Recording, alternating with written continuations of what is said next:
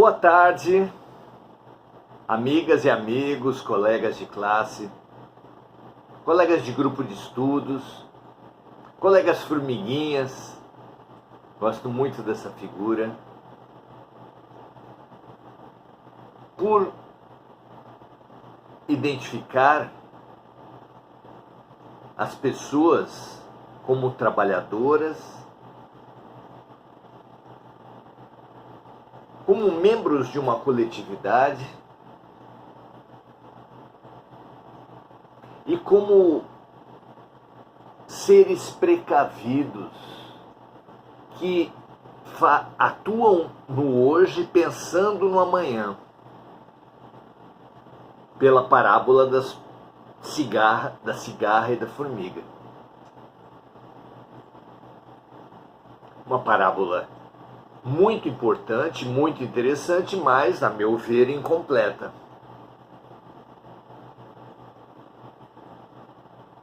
Porque a parábola da cigarra e da formiga não deveria parar apenas na previdência que ali é pregada através da formiga, do inverno que viria, mas também do verão que se seguiria ao inverno. Porque a formiga trabalhadora, que não ajudou a cigarra, artista, cantora, no inverno, porque ela no verão tinha ficado cantando enquanto ela, a formiga, trabalhava,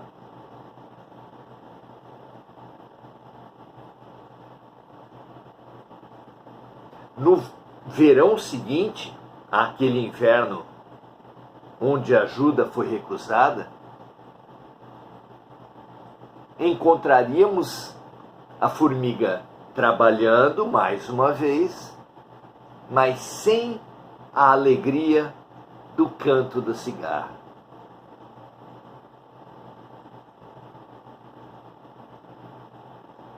O que daria para a gente a importância enorme tanto do trabalho quanto da arte e da alegria.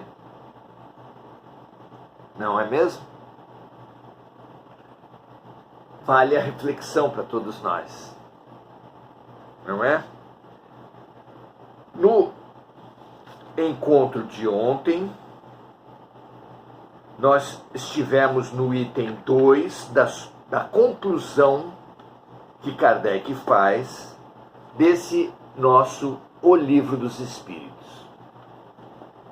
Na conclusão, nós já estudamos a dificuldade de acreditar no Espiritismo. É o texto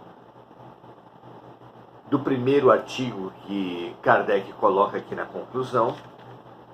Já lemos e estudamos o segundo artigo, que tem por título O Materialismo, e hoje o terceiro artigo tem por título Comparação entre a doutrina materialista e a doutrina espírita, entre materialismo e o espiritismo. Muito bom. Vamos então estudar essas alternativas. Lembrando que no último estudo, Kardec começou falando assim: o espiritismo é o maior inimigo do materialismo. E agora vamos ver o seu estudo, essa comparação que Kardec faz entre o materialismo e o espiritismo. Vamos lá? O homem diz que deseja curar o século, a geração, a humanidade, dessa mania de credulidade que ameaça invadir o mundo. Muitos são aqueles que, imbuídos da ciência, da razão, do materialismo, se colocam no dever de curar, de libertar a humanidade dessa mania da credulidade, de acreditar nas coisas. Será que esse homem preferia que o mundo fosse invadido pela incredulidade que se procura propagar? Acreditar em algo como dever, como expectativa de salvação, sem confrontar isso no que se acredita com a razão,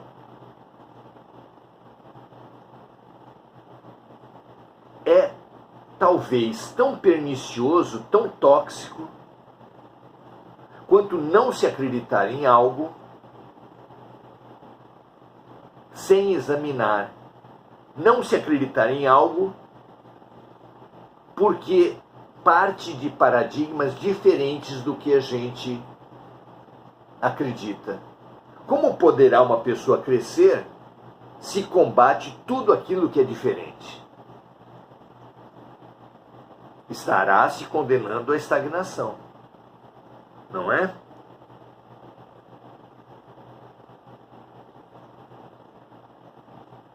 Pergunta Kardec: não é a ausência de toda crença que se deve atribuir o relaxamento dos laços de família e a maior parte das desordens que atingem a sociedade?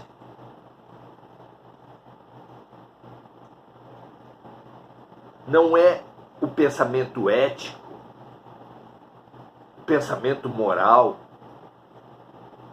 a base de uma sociedade com melhores relações, com melhor comércio, com melhor religião, com mais paz entre os povos, entre as classes sociais?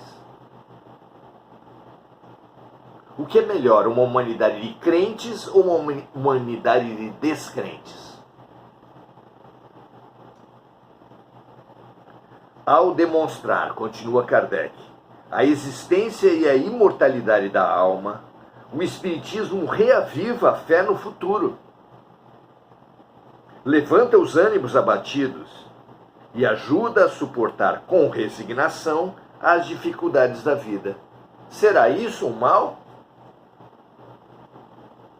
Pergunta Kardec. Duas doutrinas se defrontam. A doutrina materialista, que nega o futuro após a morte, e a doutrina espírita, que além de defender essa vida após a morte, ainda o comprova. Ainda o comprova. A doutrina materialista, que nada explica, e a doutrina espírita, que explica tudo através do raciocínio lógico, e que por isso mesmo se dirige à razão.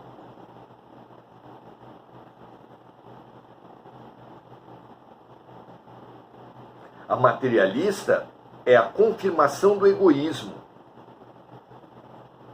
É uma espécie de fanatismo, vestido com ares de ciência, porque nega fatos antes de conhecê-los, antes de examiná-los. E a doutrina espírita oferece uma base à justiça, à caridade e ao amor entre os semelhantes. A materialista mostra apenas o presente e aniquila toda a esperança futura. A espírita consola e fornece evidências sobre o vasto campo do futuro. Qual é a mais perniciosa? Qual aquela que acarreta mais males? Que fique na análise de cada um. E continua Kardec. Certas pessoas descrentes se fazem apóstolos da fraternidade e do progresso.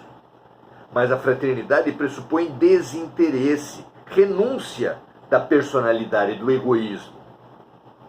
Portanto, para a verdadeira caridade, o sentimento de orgulho é um absurdo. O orgulho egocêntrico, egoísta, que exclui os demais para pensar apenas no próprio interesse, é a base de todo crime, é a base de todo mal. É a base da exploração entre as classes sociais, da agressão entre os países, da disputa entre as religiões e entre as ideologias. Vejam, analisem. Portanto, para a verdadeira caridade, o sentimento de orgulho é um absurdo. Como impor um sacrifício a alguém quando dizemos que com a morte tudo se acabará para ele? Se não há um futuro que nos cobrará as consequências dos nossos atos, seremos todos irresponsáveis, porque não teremos a perspectiva de responder pelos nossos atos. O que nos apresenta a responsabilidade é exatamente a doutrina das causas e consequências, das ações e reações, que funciona através das vidas sucessivas. Ninguém ficará sem receber a colheita daquilo que plantou, as consequências dos seus atos.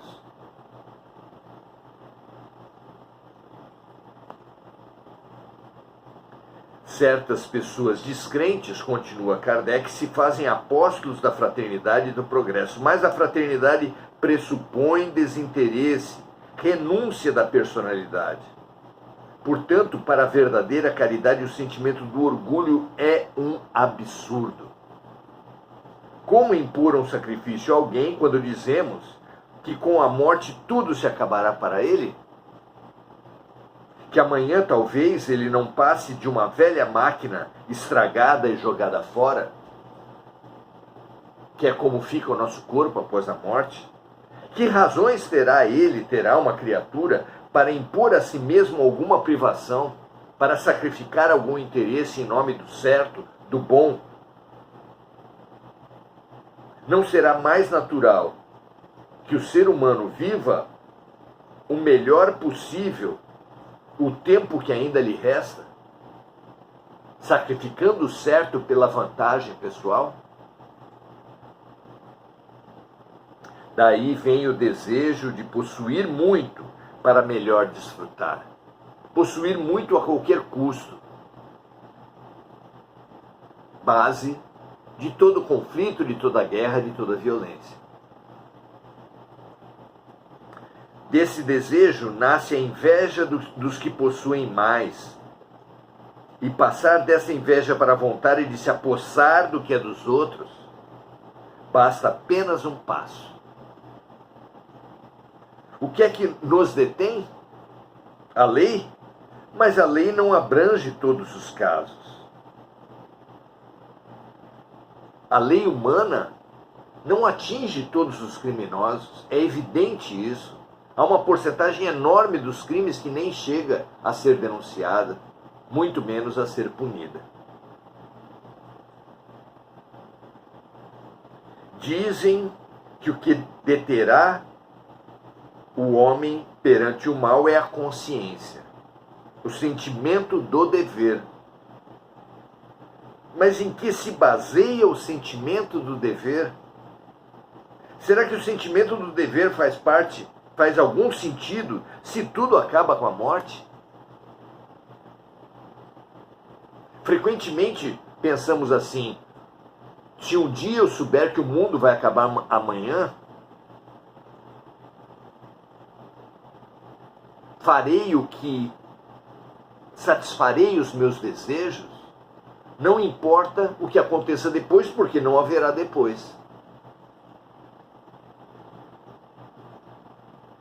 Não é comum que as pessoas pensem assim? Não é lógico que as pessoas pensem assim? E, portanto, não é óbvio que a consciência da eternidade, a consciência de que cada um assumirá as consequências dos seus próprios erros, nos conduza fortemente a essa responsabilidade tão necessária para o nosso amadurecimento espiritual?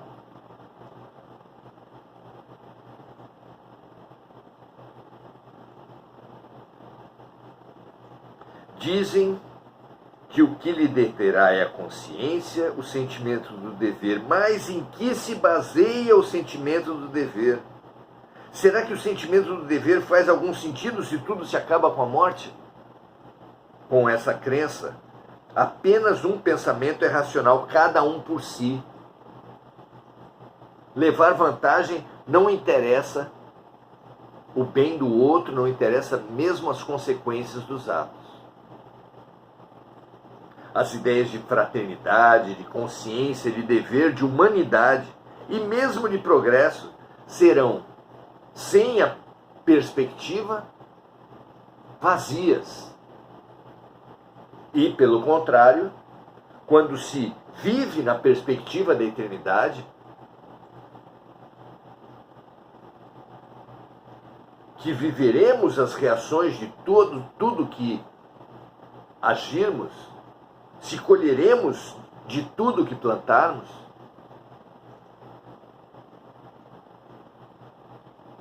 essa certeza é fortemente educativa.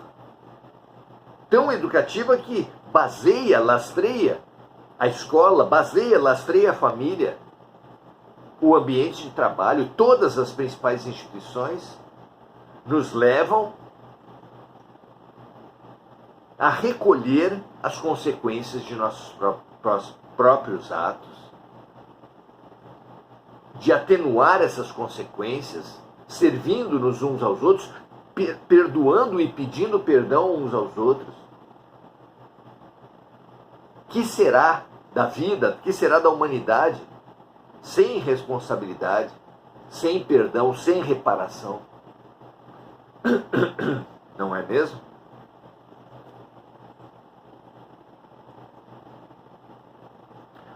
Termina Kardec dizendo assim: os que propagam a doutrina do materialismo não têm noção de todo o mal que fazem à sociedade. Por exemplo, diante de uma crise, diante de uma dor imensa, por que continuar vivo?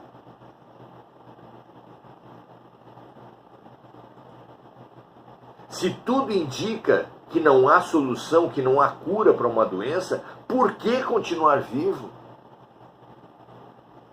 Se a infelicidade nos bate à porta e não vemos saída para ela no curto prazo, por que continuar vivo? O materialismo nos empurra para o suicídio, nos empurra para o homicídio, para o aborto. Viveremos todos como seres que tiram o que nos desagrada a qualquer custo, com traições, violências, autoviolências. O materialismo só nos pode trazer um mundo ainda pior, ainda mais agressivo, ainda mais criminoso do que esse que nós temos. Enquanto que o espiritismo, ou qualquer doutrina espiritualista que nos dê essa perspectiva espiritual, essa perspectiva da eternidade, nos propiciará a responsabilidade. Pense se não é assim, pense se não vale a pena, por tão importantes consequências, nós todos estudarmos a lógica, a base factual, as causas lógicas e as consequências morais, éticas, base de uma sociedade melhor. Vejamos se isso existe ou não. Repetindo o último parágrafo, os que propagam a doutrina do materialismo não têm noção de todo o mal que fazem à sociedade, nem por quantos crimes assumem a responsabilidade. Por que falamos de responsabilidade? Para quem duvida de tudo, a responsabilidade não existe, por absoluta falta de futuro. Pois ele só rende homenagem à matéria. E por ela, mata e morre. Rouba, inveja, se apropria, explora.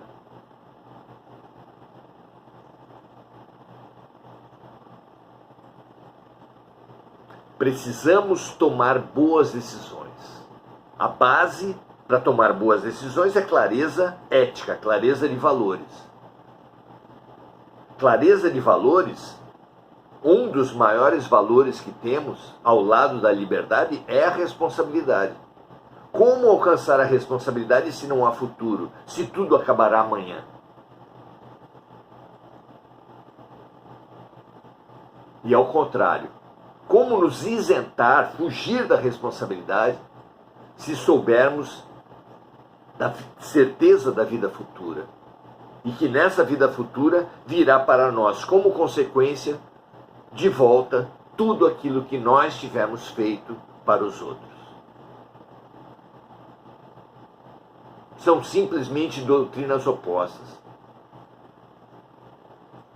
E o fim e o combate final dos grandes malefícios trazidos pelo materialismo se dá exatamente por essa perspectiva espiritual, que o contato com os fenômenos espirituais nos traz a certeza. Não é mais uma fé dogmática, uma crença vazia, mas no momento em que você vê pessoas lúcidas de confiança pintando quadros quando nunca souberam pintar, falando em línguas que nunca souberam desenvolver, apresentando ideias e informações que não são suas características, tons de voz, assinaturas, que ao contrário caracterizam outras individualidades.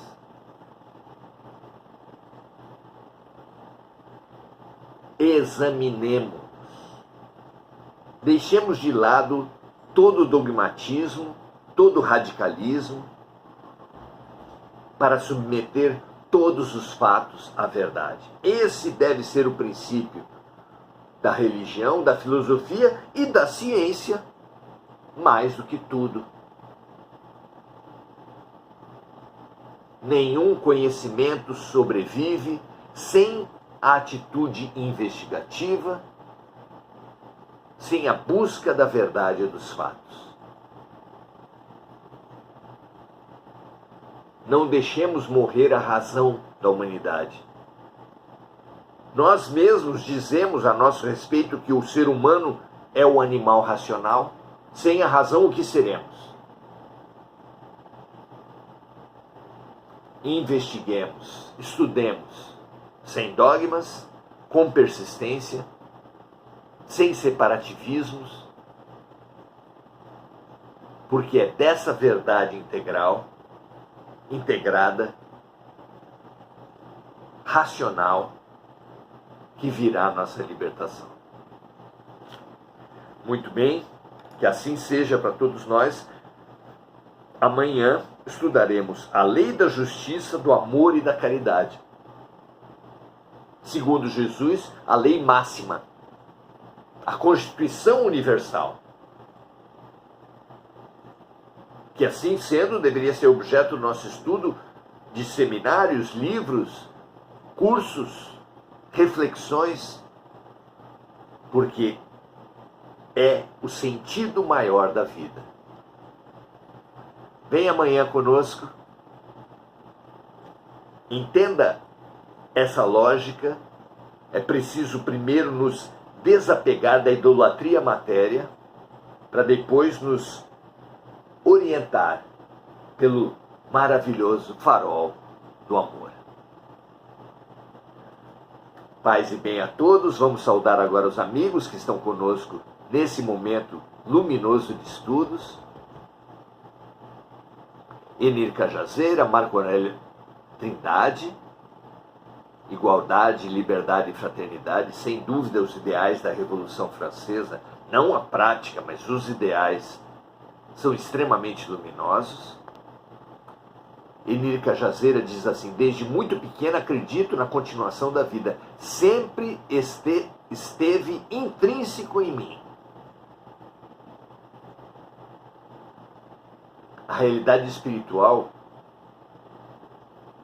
está no fundo de nós. Por mais que tentemos subverter, violentar essa certeza, todos nós viemos da realidade espiritual. Para ela retornaremos.